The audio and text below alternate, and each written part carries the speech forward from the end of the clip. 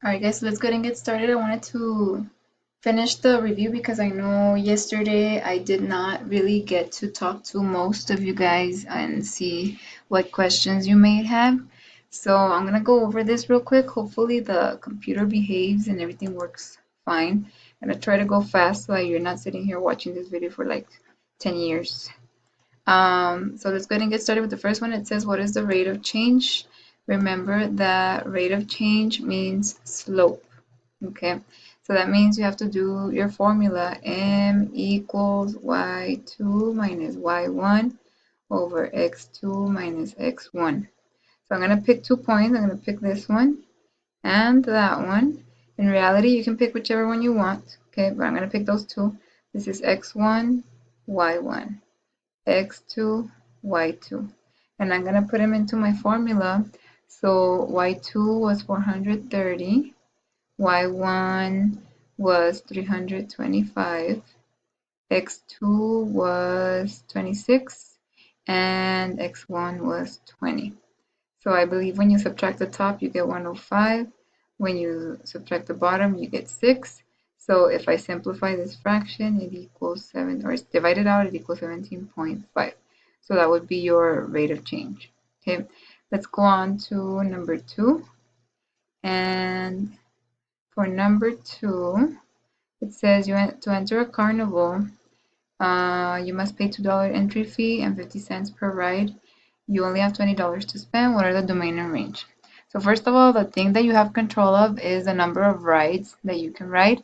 So that's going to be your X. So X is the rides. Okay.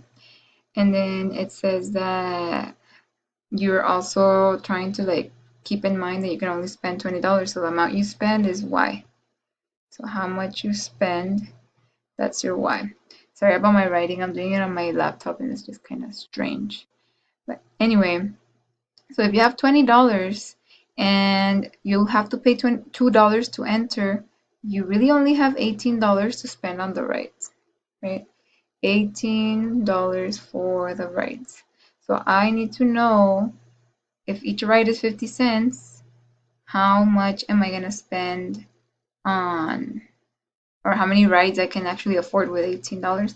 There's lots of ways to think about this. Most of you guys were doing 18 divided by 50 cents, which gives you 36. Some of you guys were saying, well, each dollar gives you 2 rides, so they were doing 18 times 2, which is also 36. So it's the same thing. So the maximum amount of rides with my $20 is 36. So for my domain, if I choose not to ride any rides, then the number of rides it is going to be 0. And the highest amount of rides I can get is 36. For my range, the least amount of money I can spend is $0, okay, if I don't go to the carnival at all. And then the maximum amount that I can spend is $20 because that's all I have. I can't spend anything more than that, okay? All right, let's go on to the next one. And for the next one, it says, what are all the words that also mean x-intercept? You have these on your notes. 0 means x-intercept, root means x-intercept, and solution. Okay, so if it asks you what is a 0, it's asking you for the x-intercept. What is a root? It's asking you for the x-intercept. What is the solution? It's asking you for the x-intercept, which means where is it touching the y? So notice right here that I have this line. Sorry, where is it touching the x? I have that line, and that line is touching at 1. Okay, so my answer is x equals 1. That's your 0. Oh, that's an ugly one. 1. There you go. Okay, that's it. So all you have to do, look at the graph, see where it touches the x-axis when it's asking you to find the 0. Let's go on to the next one. I don't want to make this too long. So for the next one, it says the graph below shows it, and I'm going to move it a little bit so that everything will show on the same one. Okay, it says the graph below shows the relationship between the cost of riding a cab, so cost of riding a cab, which is here, and then the distance driven, so the distance in miles, which is there. Okay, what is the rate of change? Again, we said rate of change is slope. And the way you find slope in a graph is doing rise over run. Okay, so I'm going to pick 2 points. I'm going to pick that point right there and that point right there, okay, because they are on the coordinate points. Somebody said earlier, Juan from, I think it was Juan from 6th period said, find perfect points. Okay, that's a good definition for those points. Those are like perfect points. Now, I'm going to count my rise. 1, 2, 3. But in reality, I'm not going 3 because I'm going by tens, right? So then in reality, I went up 30, okay? And then I'm going 1 this way, but again, it's going by tens. So I went across 10. So my rise is 30, my run is 10. 30 divided by 10 is 3. So my rate of change is $3 per mile. Okay, let's go on to the next one. And it says graph f of x equals x. So f of x equals x is the same thing as y equals x. Y equals x is the same thing as y equals x plus 0. These are the same, okay? Y equals x plus 0 is the same thing as y equals 1x plus 0. So now I have a y-intercept and I have a slope. Therefore, I need to start my graph right here. I'm going to plot a point, okay? Because that's my y-intercept. And then my slope is rise 1, run 1. If there's nothing there, I put a 1. I'm going to go up 1, run 1, up 1, run 1, up 1, run 1. Well, it's kind of hard to make my points, but you see it there. Okay. And then I'm going to connect my points both ways. And that's my line for y equals x, which again is the same thing as this one, right? And then it says what happens when you multiply the slope by 1/2. So the slope was 1, okay? So if I multiply 1 by 1/2, I get 1/2. So I'm trying to graph y equals 1/2 x. We just said if there's no y-intercept, you put the 0 because you're pretty much adding 0. Therefore, to make this line, I'm going to start at 0, and then I'm going to rise 1, run 2, rise 1, run 2, rise 1, run 2, and then keep following the same pattern all the way through. And I'm going to connect my points. Whoa, that was ugly. Let's try it again. It's a little bit better, whatever. Okay, so I connected those points and notice how my graph got slanted lower, right? So that is less steep. Okay, let's go on to the next one. This time it says what happens when you multiply the slope by 5. So again, the slope was 1. So if I multiply 1 times 5, that's y equals 5x. Again, if there's no y-intercept, put a 0. And this time, there's no number under it, so I'm going to put a 1. I'm going to start at 0, which is right here. And I'm going to rise 5, run 1. 1, 2, 3, 4, 5, run 1. 1, 2, 3, 4, 5, run 1. Okay, so I'm make my graph, and this time it was more steep or steeper. I'm running out of time. This only gives me 15 minutes, but let's hope we can get through these. Let's go on to the next one. And number 6 says, what is the domain and range of the following function? So the first thing you gotta do is make your box real I just messed it up, but okay, just do your best. Real close to it, okay? So my domain is from left to right. Farthest I can go to the left is -5.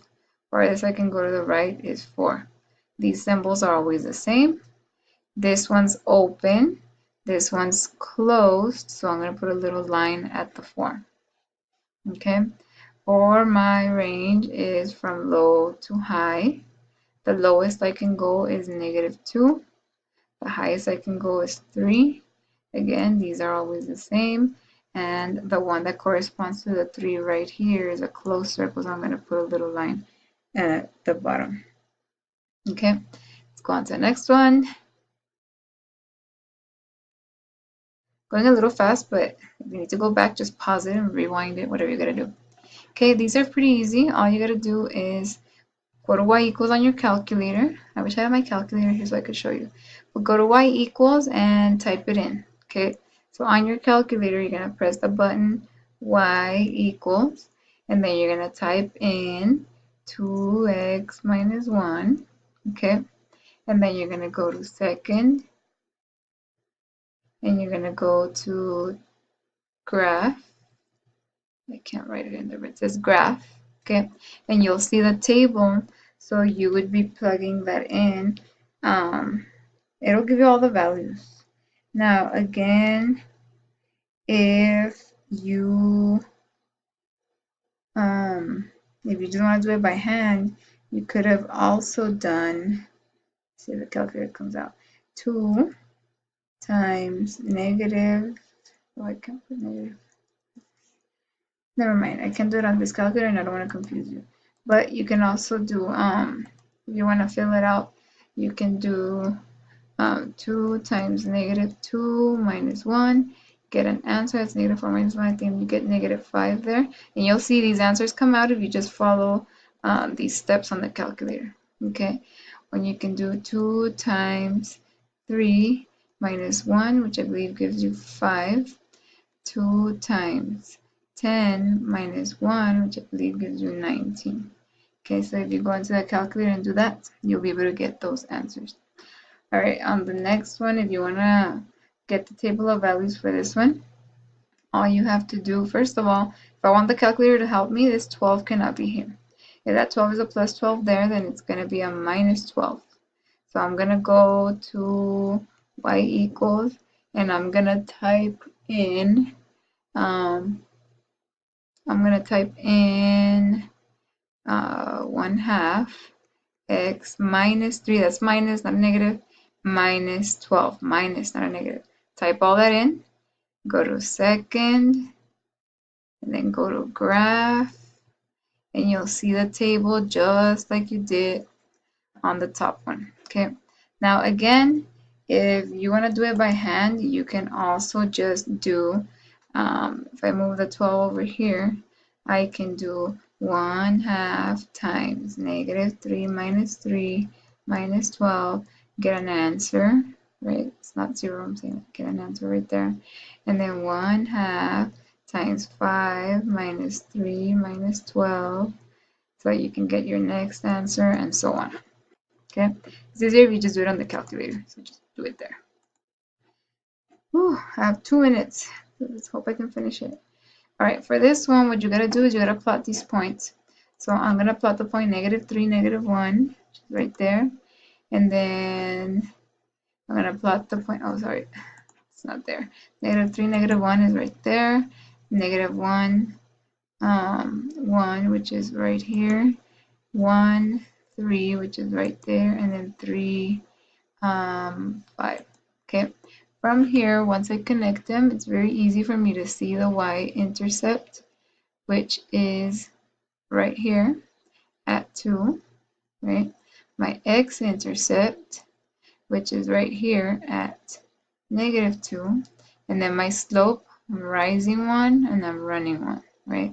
So my slope is rise 1, run 1, which is just 1.